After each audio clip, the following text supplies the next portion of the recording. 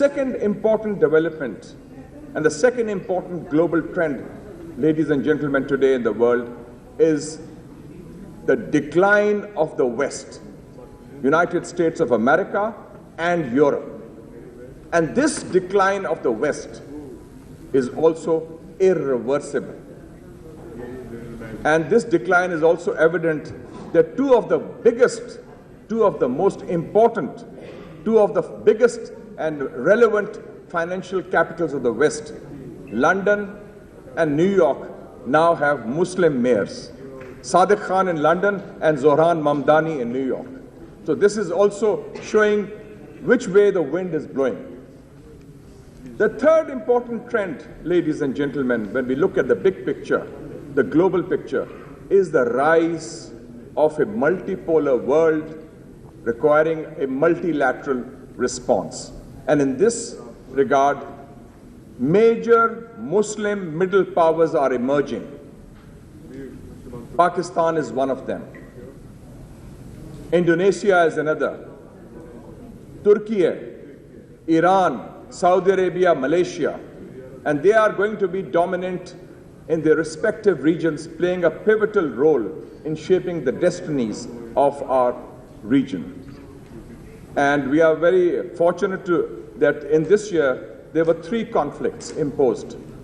The genocide in Gaza, where Israel failed to subdue the Palestinian resistance led by the heroic people of Palestine, especially Hamas. And I pay tribute to Hamas. Hamas is not a terrorist organization. Hamas is a genuine democratic political organization which is playing a leading role in the liberation of occupied Palestine. And no less than the American President Jimmy Carter said in 2006, when there were elections in Gaza, he said this is the freest election in the Muslim world, where Gaza saw that democratically elected Hamas played that role. And I was honored that as chairman of the Senate Foreign Relations Committee in 2006, we welcomed Mahmoud Zahar, the foreign minister of Palestine, and he spoke to the Parliament of Palestine, and Parliament of Pakistan, and we were the first parliament to invite Hamas and give them full support. So this is, and I would also like to mention the role of Pakistan and Palestine, because Pakistan and Palestine have a very unique relationship which is inextricably intertwined. In this very city of Lahore, ladies and gentlemen, on 23rd of March 1940, 2 resolutions were passed. The same place where Hafiz Saab hosted a very successful popular rally 2 days, yesterday and day before yesterday, Minar-e-Pakistan, under the leadership of the great Muslim leader Quaid-e-Azam Muhammad Ali Jinnah, 2 resolutions were passed. One, seeking the right of self-determination of the Muslims of India, which led to Pakistan. The second, the right of self-determination of the people of Palestine, seeking an independent Palestine state. 23rd March 1940. And ladies and gentlemen, when Pakistan came into being on August 14, 1947, the first letter written by the Governor General, the head of state of Pakistan, Quaid-e-Azam Muhammad Ali Jinnah, to any foreign leader was a letter from him to President Harry Truman on 13th December 1947, opposing the state of Israel. And that should not be good. We were the first to speak up on that. And I would like to mention Pakistan is the only non-Arab country which has taken part in 2 Arab-Israeli wars. 1967 Arab-Israeli war, the June War they call it.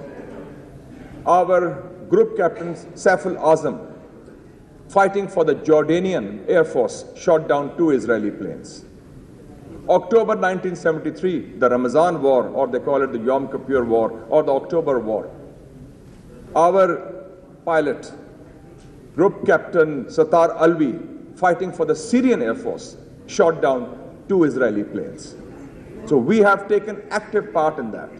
And in 1974, in this city of Lahore, at the Special Islamic Conference, hosted by King Faisal Shahid of Saudi Arabia and Mr. Bhutto of Pakistan, they recognized the PLO as the sole legitimate organization of the people of Palestine for the first time, before the Arab League summit even. So Pakistan has this history.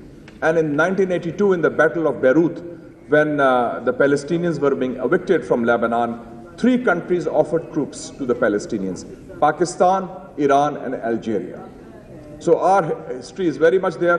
That is why we in Pakistan have grave reservations on Resolution 2803, which has been passed by the UN Security Council, that the basis should be, and I appeal to the group of 8, which includes Pakistan and Indonesia and Turkey and other countries, as well as China and Russia, that the basis of enduring, lasting, just peace in the Middle East has to be an independent, sovereign state of Palestine with Jerusalem as its capital. Nothing short of that will be acceptable to the people of Palestine and to the world at large.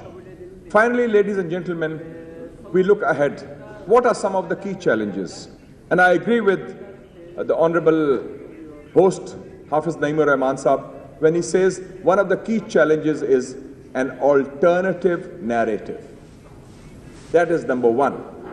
The battle of ideas, where a narrative of the oppressed, a narrative of the majority of the world, because Asia, Africa, Latin America is the majority of the global south and of humanity at large. And that narrative has to be there.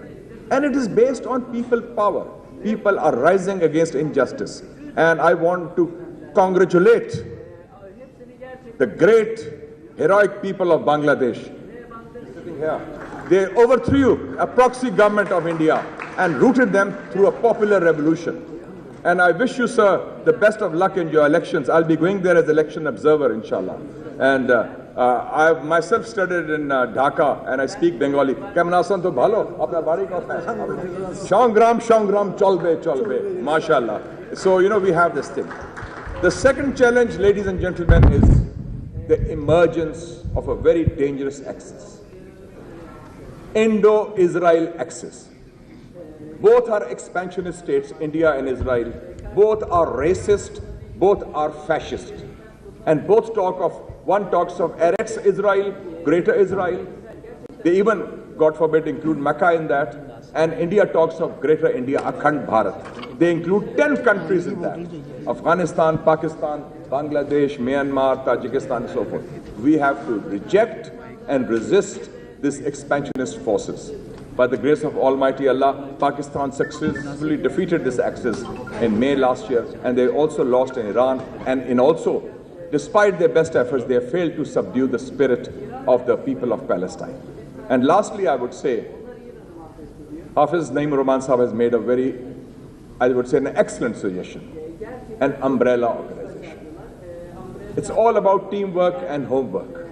I agree with that. That umbrella organization should be based here. And if I may suggest, my good friend, Professor Sam Al-Ariani, is from here, from Palestine, based in Istanbul. He has the Center for Islamic and Global Affairs, SIGA. That can be the intellectual secretariat. We can have it either in Lahore or Islamabad. And this umbrella organization, because we are here with such a unique and diverse and distinguished gathering of ladies and gentlemen, we should not go this opportunity waste. We should institutionalize this framework, what Jamaat Islami has launched, through 3 C's: communication, coordination, and counter-narrative. 3 C's: communication among ourselves, coordination for action, and counter-narrative to promote a narrative that is about the global south, and it is about the emerging world order that is on the horizon, in which, inshallah, there will be a better tomorrow, a peaceful, prosperous tomorrow, with no overlords and no underdogs. Long live the global south. Thank you very much.